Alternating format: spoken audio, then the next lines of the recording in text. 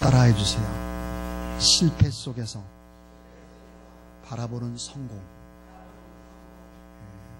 자, 실패 속에서 바라보는 성공이라는 제목으로 하나님의 말씀을 전할 텐데, 저는 이 전도서의 말씀을 준비하면서 이런 생각을 했습니다. 너무 철학적이고 너무 사변적인 그런 설교는 안 될 텐데, 그런 생각을 가지면서 가능한 쉽게 하나님의 말씀을 전하자 기도하면서 말씀을 준비했습니다. 먼저 영상 하나를 보겠는데요. 이 영상은 나야가라 폭포에서 일어나고 있는 일들입니다. 공중의 제왕이라고 하는 독수리가 어떻게 나야가라 폭포에 떨어져서 결국은 날지 못하고 죽을까 하는 것입니다. 이 영상을 통해서 여러분의 신앙생활을 한번 점검해보는 그런 기회가 될 수 있기를 바랍니다.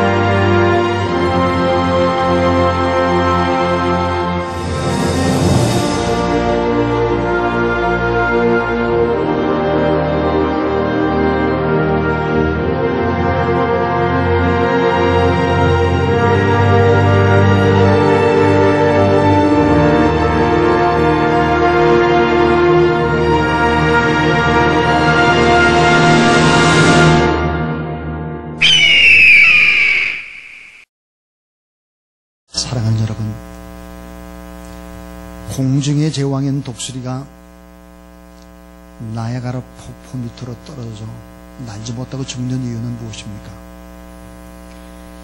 만물의 영장이요 하나님의 형상을 닮은 인간이 실패하고 불행해지고 멸망을 당하는 그 이유는 무엇입니까? 지혜서인 이 전도서는 인간이 멸망해가는 이유를 말씀을 해줍니다. 또한 인간이 순차적으로 망해가는 단계를 보여주죠. 인간의 욕망, 욕심은 성공지상주의를 꿈꾸게 되고 돈의 노예가 됩니다. 또 지식의 허구에 빠지게 되고 명예와 권력을 얻으려고 피나는 노력을 하죠. 날카로운 발톱이 얼음 속에 빙하 속에 점점점 굳어버리는 것, 얼게 되는 것을 독수리가 모르듯이 인간도 그렇게 욕심에 따라 모르게 되는 것이죠. 전도서는 이런 얘기를 합니다. 물질주의, 성공지상주의는 죄를 지을 수밖에 없다. 그 다음에 찾아오는 것이 뭘까? 그것은 쾌락주의다. 그렇습니다. 욕망의 노예가 되는 쾌락주의. 여기서 멈추지를 않습니다. 육체의 즐거움은 함정과 늪이 되어 빠져들지만 곧바로 이 쾌락의 반복이라고 하는 것은 실증을 일으키는 것입니다. 그리고는 권태감 속에 허우적대고 새로움을 느끼지 못하는 염세주의자로 결국은 비관주의와 냉소주의자가 되고 마지막은 허무주의자로 전락을 하게 되는 것입니다. 이렇게 파괴된 인간의 심성과 오염된 영혼에 악한 세력이 임하게 되는 것이죠. 하나님의 뜻과 반대가 되는 멸망과 사망길로 떠내려가고 마는 것입니다. 이것이 하나님이 없이 살아가는 자의 모습이죠. 좋은 것도 반복이 되면 권태와 허물을 느끼고 절망을 하게 되는데, 농촌이나 시골이나 어촌이나 산골에 사는 사람보다 도시에 사는 사람들이 훨씬 더 이런 권태를 빠르게 느끼죠. 아마 강남 사람들이 더 하리라 생각이 듭니다. 가난한 사람들보다는 부자들이 더 권태를 느끼죠. 못 배운 사람보다는 지식인들이, 불신자들, 인생의 실패자들이 걸어가는 악순환의 구조가 이렇다. 지혜서인 전도서가 우리에게 이렇게 말을 합니다. 여러분, 하나님은 누구십니까? 헛되며 헛된 인생의 허물을 새롭게 바꾸시는 분이 하나님이다. 이렇게 말합니다. 해 아래 새 것이 없다. 그런데 여호와 하나님을 섬기면 새 것이 된다라고 말하죠. 인생은 다 그렇고 그런 거야. 이렇게 말하는 사람에게 전도서는 이렇게 말하죠. 그렇지 않아. 인생은 정말 의미가 있고 가치가 있고 참 보람된 거야. 인생은 다 죽으면 끝나는 거지. 이렇게 말하는 사람들에게 전도서는 그게 아니라고, 영원한 행복으로 삶이 역전되도록 이끌어준다라고 그렇게 말을 합니다. 자, 여러분, 성공적인 삶의 비결은 뭘까? 실패 없는 인생의 길은 과연 뭘까? 여러분, 실패와 절망 속에서도 성공할 수 있는 길은 무엇일까? 하나님의 지혜는 뭘까 하는 것입니다. 하나님이 오늘 우리에게 제시해주는 하나님의 지혜는 무엇일까 하는 것이 오늘 본문의 주제입니다. 유명한 교수님, 석학이라고 말하기도 하죠. 이어령 교수님이 최근에 우물을 파는 사람이라는 책을 냈습니다. 이 글을 읽어보면서 인간이란 무엇인가, 인간이 어떻게 살아가는가, 인간은 어떻게 죽는가, 참 간결하게 써놓은 그런 좋은 책이다 하는 생각이 들었습니다. 그 한 부분을 읽어보겠습니다. 이것을 주워들려고 하면 저것을 주우려고 하면 또 이것이 떨어진다. 줍고 흘리고 줍고 하면서 걸어간다. 한참을 이런 동작으로 걷고 있었지만 나는 계속 몇 발자국을 움직이지 못했다. 욕심과 집착은 나를 지치게 했다. 더 많은 좋은 가구를, 더 많은 사람을, 더 많은 돈을, 더 푹신한 의자를, 더 높은 명성을, 더란 말을 외쳐대다가 사람들은 죽어간다. 찬란한 페르시아의 궁전 같은 너무나 아름다운 페르시아의 궁전 같은 사치를 주어도 인간은 모두 다 가난하게 죽어간다. 오늘도 가난하게 죽어가고 있다. 사랑하는 여러분, 이 같은 허무한 실패의 인생을 살면서도 사람들은 잘 모른다는 거예요. 언제까지 모를까요? 공중의 제왕인 독수리가 나야가라 폭포에 떨어질 때까지 모르는 거죠. 자, 죽음의 날이 임박했을 때 그때서 후회합니다. 그리고 이렇게 말한다고 하죠. 내가 그럴 줄 알았어. 그렇게 살다가는 그럴 줄 알았다니까. 여러분, 우리가 이런 말을 하지 않고 참 내 인생은 참 성공적이었다, 아름다웠다, 참 좋았다, 내 인생의 나들이를 다 끝나고 이젠 하나님 곁으로 가는구나, 천상병 시인처럼 그런 고백을 여러분이 다 하고, 그래서 하나님 앞에 서는 날 더 축복된 영혼의 세계가 기다리고 있음을 믿으시는 그런 여러분 되길 주의 이름으로 축원합니다. 자, 세 가지를 생각하려고 합니다. 자, 첫 번째입니다. 따라하세요. 하나님이 가지고 계신 세 가지의 프로그램을 알라. 우리가 하나님 앞에서 지혜롭게 후회함이 없는 인생을 살기 위해서 하나님이 가지고 계신 세 가지 프로그램을 알라 하는 거예요. 이 두 가지는 여러분이 잘 압니다. 그런데 한 가지는 잘 몰라요. 하나의 프로그램은 뭘까? 순환되는 프로그램입니다. 순환. 계속 반복되는 것이죠. 자연입니다. 자연. 이 세상의 자연은 모두 다 순환을 하죠. 오늘 하루를 생각해 보세요. 자, 아침이 지나고 지금 이제 점심때입니다. 좀 있으면 저녁때가 되겠죠? 밤이 됩니다. 자, 그 다음에도 아침, 점심, 저녁, 봄, 가을, 겨울 뭐 이렇게 다 반복되고 순환되는 것이죠. 그렇게 입력되어 있어요. 자, 이게 순환되는 프로그램이 있고요. 또 하나는 순환되지 않는 단 한 번의 프로그램이 있습니다. 단 한 번. 사람입니다.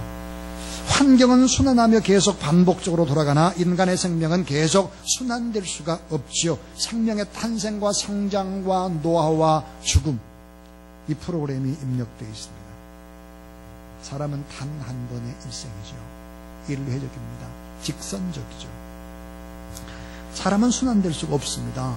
자, 노인이 됐는데 갑자기 어린아이가 된다, 청년이 된다, 그렇게 할 수 없다고요. 자, 우리가 순환되는 프로그램 자연이라든지 또 단일회적인 이런 프로그램 인간, 두 가지를 잘 압니다.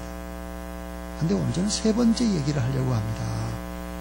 오늘 성경에 보니까 세 번째 하나님이 가지고 있는 프로그램이 있다고 합니다. 그건 뭘까요? 따라하세요. 예측이 불가능한 돌발적인 프로그램. 예측이 불가능한 거예요. 인간은 잘 알아차릴 수가 없어요. 아무리 똑똑해도 그건 파악할 수 없어요. 전혀 짐작이 안 가요.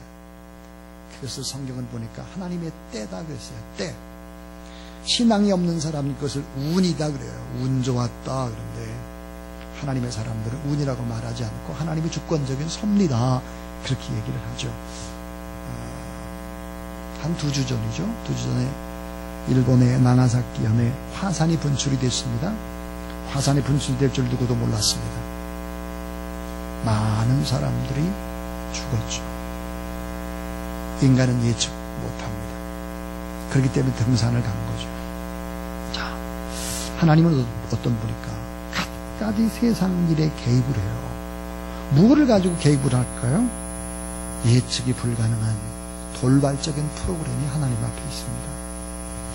하나님을 경외하는 자에게 하나님은 돌발적인 프로그램으로 개입하고, 하나님 앞에 기도하고 하나님 앞에 간절히 예배드리는 사람에게 또 돌발적인 프로그램으로 하나님의 일들을 하실 수 있습니다.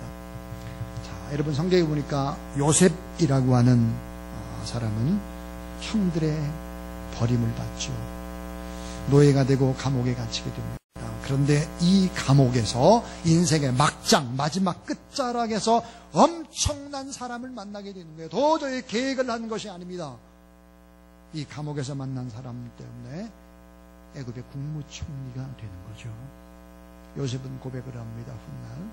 자, 하나님이 나를 애굽에 보내셨고 하나님이 이스라엘 백성들보다 앞서서 나를 하나님이 이곳에 보냈다. 이 백성의 구원을 위해서 하나님의 때에 하나님이 일을 하신 것이다. 이렇게 고백을 합니다. 하나님의 주권, 하나님이 적절한 때 하나님이 그렇게 인도했다는 고백이죠. 자, 우리의 눈에는 보이지 않아요. 귀에는 잘 들리지 않습니다. 그러나 우리의 삶의 경계 안에 하나님이 계시다. 아니, 반대로 말하면 하나님의 말뚝, 하나님의 반경 안에 우리가 가둬져 있는 거예요. 우리가 다른 길로 가려고 할 때 막으시는 것이죠. 여러 가지 방법을 통해서. 전도서 3장 1절은 이렇게 얘기를 합니다. 따라하세요. 천하에 범사가 기한이 있고 모든 목적이 이를 때가 있느니, 하나님의 때가 있다는 거예요. 때와 목적을 가지고 계시다 하는 거예요. 한 연세가 많은 노인이 귀가 안 들리는 거예요. 계속해서 귀가 안 들려 고생을 하다가 의사를 찾아갔습니다. 의사가 진찰을 하고 난 다음에 최신형 보청기를 이제 줬어요. 이 최신형이 보청기는 끼게 되면 아주 작아가지고 이거를 꼈는지 안 꼈는지 다른 사람이 보면 몰라요.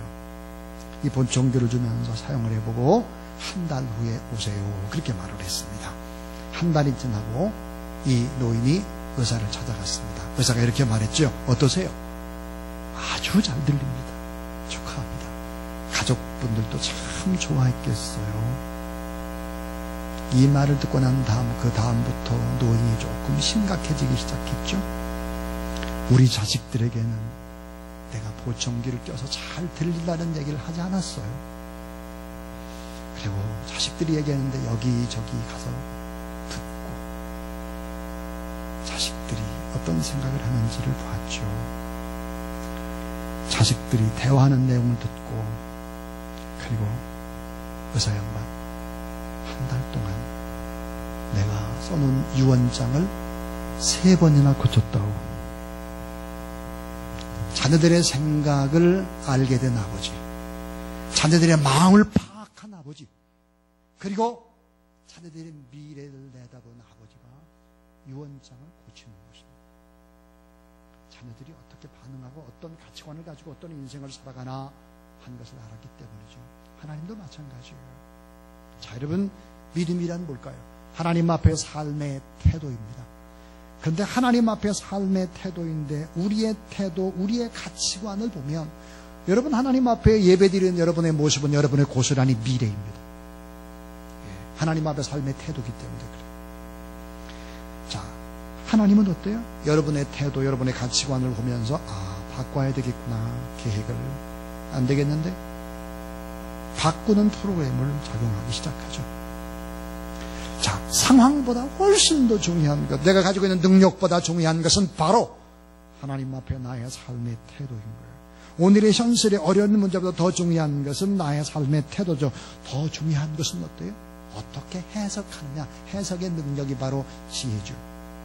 자, 하나님을 기대하면서 하나님의 절대 주권을 믿으면서 잘 되기를 바라시는 하나님 앞에서 하나님을 기대하고 해석을 하게 되면 기적이 일어나게 되어 있어요. 왜 그럴까요? 하나님의 돌발적인 프로그램을 하나님이 바꾸실 수 있기 때문에 그래요. 예측할 수 없는 하나님이, 그 하나님의 때가 있다는 거예요. 전도서에서는 기가 막힌 말씀을 하고 있습니다. 하나님을 믿지 않으면 안 되는 이유, 귀한 말씀이에요.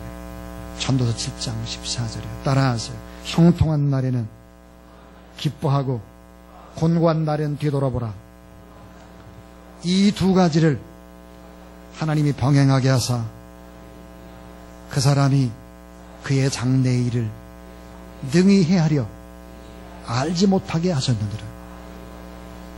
여러분 잘 생각해 보세요. 형통한 날과 곤고한 날을 어때요? 적절히 섞는다는 거예요. 하나님이. 사람은 전혀 모르게 섞어놔요. 그래서 자, 형통한 날에는 기뻐하되 곤고한 날에는 찬찬히 내 삶을 돌아봐라. 이 두 가지를 하나님이 병행하사 사람이 그의 장래일을 능히 헤아려 알지 못하게 했다 그랬습니다. 그렇습니다. 아무리 지혜롭고 아무리 똑똑하고 아무리 뭘 가지고 있다고 할지라도 이 하나님의 프로그램을 알지 못하면 지혜로울 수가 없다 하는 얘기예요. 자, 그래서 하나님이 가지고 계신 세 가지 프로그램을 알아봐라 하는 얘기고요. 두 번째입니다. 따라하자. 하나님이 나를 향해 가지고 계신 때와 목적을 알라. 오늘 예배드리는 여러분, 하나님께서 여러분 잘 보시고 여러분의 꼭 맞는 하나님의 때와 하나님의 목적을 가지고 계시다 그랬어요. 천하범사에 기한이 있고 목적이 이룰 때가 있나니 하나님은 이미 정하신 때와 기한이 있습니다. 성경의 인생관에서 아주 중요한 것은 뭘까? 때와 목적입니다. 때와 목적. 자, 성공적인 목적으로 해서 하나님의 때가 무엇인지를 생각하고 하나님의 목적이 무엇인지를 힘써 알아야 된다 하는 것이죠. 자, 오늘 이 본문의 말씀에 보면은 정하신 때와 기한에 관해서 28가지 얘기를 하고 있습니다. 28가지. 14가지는 긍정적인 거, 14가지는 또 나쁜 거의 이야기입니다. 자, 그래서 인간이 할 수 없는 것, 좋든 싫든 받아들여야만 하는 것이 있다는 거예요. 그 14가지 가운데 뭉뚱그려서 몇 가지만 생각해 보겠습니다. 따라하자. 생명. 생명은 자기 마음대로 주장할 수 없다. 생명은 자기 마음대로 주장할 수 없다. 하나님의 프로그램이랍니다. 전도 3장 이전에 날 때가 있고 죽을 때가 있으며 심을 때가 있고 뽑을 때가 있으며 그렇습니다. 한번 생각해 보세요. 내가 남자로 태어나고 여자로 태어나고 싶어 태어났습니까? 나의 의지가 아니에요. 흑인과 백인, 황인종 태어난 게 내 힘이 아니죠. 조국도 내가 선택하는 것이 아니고 고향도 부모도 내가 선택하는 것이 아니에요. 그러면서 동시에 우리가 알아야 되는 것은 그렇기 때문에 하나님께서는 나를 향해 가지고 계신 하나님의 뜻이 있고 섭리가 있고 나만의 아름다움, 나만이 자라는 것이 분명히 있도록 만드셨다 하는 거예요. 따라서 흥망성쇠도 하나님의 몫입니다. 자, 여러분, 흥망성쇠, 크게 하심과 강하게 하심과 낮추심과 실패하심, 이런 것들도 다 사실은 어때요? 하나님의 손에 있다는 거예요. 자, 여러분, 의사가 아무리 살리고 싶어도 살릴 수 없는 환자가 있잖아요. 의사가 틀림없이 의학적으로 봐서, 과학적으로 봐서 이 사람은 틀림없이 살아. 그래서 죽는 사람이 있죠. 궁극적인 문제는 뭘까요? 하나님께 달려있다고 하는 신앙의 문제인 것입니다. 자, 히스기야가 문둥병에 걸려서 하나님 앞에 기도하고 15년을 더 연장을 받죠. 15년. 그리고 죽은 나사로가 죽어서 나흘이 됐어요. 다 썩은 냄새가 납니다. 그런데 다시 살아났습니다. 중요한 거는 히스기야도 15년을 더 살고 나사로도 죽었다 살아났다고 할지라도 그들은 또 죽었어요. 또 죽는 되는 거예요. 또. 결국은 어때요? 이 삶과 죽음은 의학으로 과학으로 풀 수 없고 신앙의 문제로 귀결이 되는 것이다 하는 것이죠. 따라서 기쁠 때도 슬플 때도 하나님이 주장하십니다. 울 때와 웃을 때 내가 결정하는 것이 아니라 사실은 이것은 궁극적인 하나님이 주시는 선물이다. 인간은 하나님을 의존할 수밖에 없는 존재다 하는 것이고요. 따라하세요. 사용하실 때와 버리실 때도 하나님의 주권적인 섭리입니다. 그렇습니다. 전도서 3장 4절에 보니까 돌을 던져버릴 때가 있고 돌을 거둘 때가 있으며 안을 때가 있고 않는 일을 멀리할 때가 있으며 그렇습니다. 여러분, 필요할 때 사용하는 용도, 필요하지 않을 때, 찾을 때, 버릴 때, 이게 하나님의 고난이고 하나님의 몫이다 하는 거죠. 그래서 우리는 이런 것을 알게 되면 이렇게 기도할 수밖에 없어요. 하나님, 은혜를 베푸시고 하나님의 뜻대로 사용하시고 하나님 저를 지켜주세요. 하나님의 은혜의 비닐을 치워버리면 한순간에 재앙을 맞고 맙니다. 긍휼히 여겨주세요. 불쌍히 여겨주세요. 이렇게 말할 수밖에 없어요. 하나님 앞에 서 보십시오, 여러분. 하나님의 임재를 생각해 보십시오. 나의 죄가 크게 보입니다. 다른 사람의 문제가 아니라 바로 나의 문제를 보는 것이죠. 지금까지 두 가지 지혜에 관한 얘기했습니다. 하나는 하나님이 가지고 있는 세 가지 프로그램을 알아라. 또 하나는 하나님이 나를 향해 가지고 계신 때와 목적을 알아라 하는 얘기였습니다. 자, 이제 마지막 세 번째 얘기입니다. 자, 따라해 주세요. 인간의 수고와 노력이 헛됨을 뒤늦게 알면 인생의 실패자가 됩니다. 여러분, 내가 아무리 노력하고 아무리 수고해도 이게 다 헛된 것이다. 이걸 뒤늦게 알면 인생의 실패자가 되는 거예요. 자, 전도서 3장 9절부터 10절 이렇게 되어 있죠. 일하는 자가 그 수고로 말미암아 무슨 유익이 있으랴. 하나님이 인생에게 노고를 주사 애쓰게 하신 것을 내가 보았노라 그랬습니다. 전도서 3장 11절에 보면 하나님이 모든 것을 지으실 때 때를 따라 아름답게 하셨고 또 사람에게 영원을 사모하는 마음을 주셨느니라. 그러나 하나님이 하시는 일의 시종을 따라하세요. 하나님이 하시는 일의 시종을 사람으로 측량할 수 없게 하셨도다. 자, 사람으로 측량할 수 없게 했다 하는 거예요. 그러면 하나님께서 인간에게 주신 최고의 숙제가 있습니다. 최고의 숙제. 이 최고의 숙제는 뭘까? 그것은 하나님을 경외하고 하나님을 두려워하고. 하나님은 어떤 분일까요? 아주 쉽게 설명하면 이런 거예요. 하나님은 내 마음 안에 계신 경찰관과 같아요. 하나님이 안 계셔 보세요. 타락할 수밖에 없겠죠. 내 마음 안에 경찰관이 없는데. 하나님이 어떤 분일까요? 내 생각도 다 파악을 해요. 내 미래도 다 알아요. 그분은 사랑이 많아요. 근데 동시에 그분은 전능하신 분이시죠. 그래서 그분을 인격적으로 만나라라고 하는 거예요. 그리고 영혼을 사모하는 마음을 가져라. 영혼의 가치를 추구하는 본능을 하나님께서 우리의 마음 가운데 프로그램 가운데 입력해 놨어요. 영혼을 사모하는 마음. 그래서 나를 내려놓고 전능하신 하나님을 바라보는 그런 우리들이 되어야 한다는 것입니다. 저는 존 맥아더의 이야기가 참 가슴에 와 닿습니다. 총알이 빗발치는 전쟁터, 여기저기서 포소리가 펑펑 들립니다. 그 현장에서 무신론자를 난 단 한 사람도 만나지 않았다. 무신론자를 찾을 수는 없었다. 말기암으로 죽어가고 있는 환자에게 무신론의 모습을 찾아보기가 어렵습니다. 그렇습니다.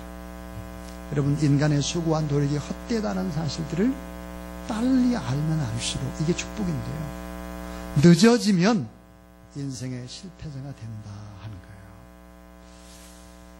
자, 오늘 말씀 가운데 28가지의 때가 있다 그랬어요. 이 14가지는 우리에게 가져온 긍정적인 사건입니다. 또 하나 14가지 사건은 부정적인 거예요. 이런 겁니다. 시간은 우리에게 생명을 제공하고 건강을 제공하고 청춘을 제공합니다. 시간은 우리에게 성취의 감격을 안겨다주고 시간은 우리에게 춤추는 즐거움을 줍니다. 시간은 우리에게 공격의 기쁨을 알게 해주고 소유의 기쁨을 알게 하고 창조의 기쁨도 안겨줍니다. 시간은 우리에게 생산의 의미를 가르쳐주고 발견의 감격을 가져다줍니다. 시간은 우리에게 웅변의 아름다움을 얘기해주고 사랑의 추억을 가져다주고 평화의 즐거움도 안겨줍니다. 그러나 날 때가 있으면 죽을 때가 있고 생명은 죽음에 삼키운 바가 됩니다. 건강한 어느 날 갑자기 질병 속에 삼키우고 말고 청춘은 노쇠에 삼키우고 성취는 성실에 삼키우고 상실에 삼키우고 춤은 눈물 속에 삼키웁니다. 공격은 패배로 변신하고 소유는 상실로 변질됩니다. 창조는 파괴로 결론이 납니다. 생사는 약탈된 그 실상의 허무 속에 삼켜져야 합니다. 발견은 잃어버림으로, 웅변은 침묵으로, 사랑은 비움으로, 평화는 전쟁으로 변신합니다. 그래서 인생은 뭐예요? 허무라고 하는 거예요. 하나님이 없는 인생은 이렇게 허무한 것이다 하는 거예요. 자, 인간은 태어날 때 여러분 강보에 쌓이고 죽을 때 수위에 쌓입니다. 우리의 고통과 슬픔과 어려움 등 온갖 고생은 강보에서 수위까지입니다. 한 조각의 천이 인생의 시작이고 인생의 마침이다 하는 거예요. 영어로 여러분 어머니의 자궁, 이 자궁이라고 하는 이 단어가 WOMB입니다. WOMB. M자가 나오고 D에 B가 나온 B는 묵음이죠. 발음을 하지 않아요. 무덤은 어때요? TOMB입니다. 역시 B도 묵음인데. 자, 여러분 자궁의 W자를 T로 바꾸면 무덤이 되는 거예요. 어머니의 자궁, 모태와 죽음이라고 하는 무덤 사이에 잠시 사는 것이 인간입니다. 한 인간의 생애에서 가장 중요한 것은 탄생과 죽음이죠. 생의 시초와 그 생의 마지막보다 더 중요한 의미를 가지고 있는 것이 없습니다. 그럼에도 불구하고 우리는 여러분 태어난 날을 기억합니까? 기억할 수 없죠.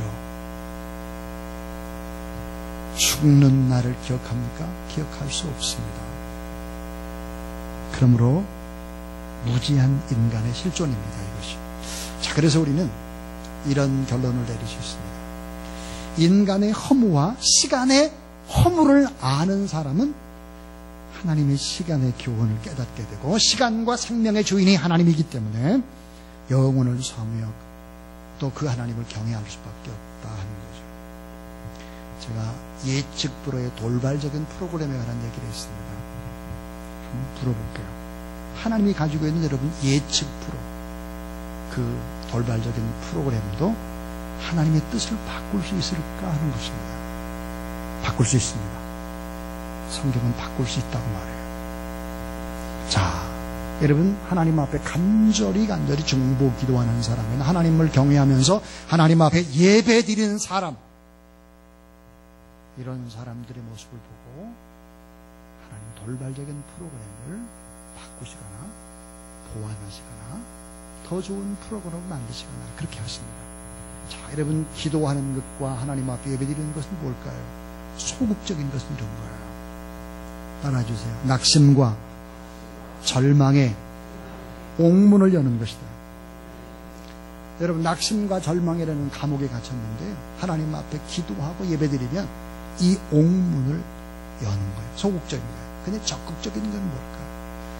은혜와 축복의 하늘의 문을 여는 것이다. 자, 은혜와 축복의 하늘의 문을 여는 것, 이것이 바로 기도와 예배다는 거예요. 자, 출애굽기 32장 1절부터 4절에 보니까 하나님의 언약을 어기고 이스라엘 백성들이 하나님 앞에 범죄를 저지릅니다. 하나님이 어때요? 하나님의 프로그램을 가동해야 되겠다, 징벌을 해야 돼. 도대체 안 되겠어. 그러나 모세가 하나님 앞에 간절히 중보 기도하죠. 모세의 중보 기도로 하나님이 진노의 때를 뒤로 미루시죠. 그리고 이들을 어때? 용서하시고, 그리고 이들을 축복하는 것입니다. 에스겔 22장 23절부터 29절에 보니까 중보 기도하는 사람, 하나님 앞에 예배드리고 간절히 부르짖는 사람 한 사람도 찾지 못해서 심판의 프로그램을 가동했다 그럽니다. 여러분 하나님 앞에 예배드리고 기도하는 것은 무엇일까요? 특권이에요. 동시에 의무입니다. 자, 한 손으로는 주님을 붙잡고 한 손으로는 멸망해 가는 소돔과 고모를 붙들었던 아브라함의 기도, 아브라함의 예배를 기억합니까? 자, 여러분 모세 마찬가지. 한 손으로는 하나님의 뜻을 붙잡고 한 손으로는 더 멸망해 가는 범죄하는 이스라엘 백성들을 붙잡았습니다. 이런 중보자가 있었어요. 예배제가 있었습니다. 그럼 하나님의 프로그램이 어때요? 나쁜 프로그램이 가동이 중단될 수 있다는 거예요. 십자가 상에서 한 손으로는 하나님의 영광, 하나님의 뜻을 붙잡고 한 손으로는 죄악과 욕심으로 죽어가는 인간을 붙잡았던 예수 그리스도, 하나님의 저주를 끄는 것입니다. 하나님의 프로그램을 멈춘 거죠. 구원의 길을 만들었습니다. 우리가 기도가 필요한 이유, 하나님 앞에 예배드림이 필요한 이유가 바로 이러한 것입니다. 내일부터 우리는 특별새벽 부흥회를 합니다. 한번 생각해 보세요. 한 손으로는 하나님을 붙잡고, 한 손으로 여러분의 자녀를 붙잡고, 또 어려운 환경을 붙잡고, 여러 가지 붙잡을 일들이 참 많아요. 이런 중보자들이 꼭 있을 때 하나님께서는 따라하세요. 하나님을 사랑하는 자, 곧 그 뜻대로 부르심을 입은 자들에게는 모든 것이 합력하여 선을 이루느니라. 자, 여러분, 형통과 곤고함을 숨겨놓으셔서 그걸 잘 적절하게 그 때를 맞춰가는 분이 여호와 하나님이십니다. 그 하나님 앞에 예배드리고 기도하는 일에 이 가을에 최고 최선을 다하는 그런 귀한 여러분이 될 수 있기를 주님의 이름으로 축원합니다.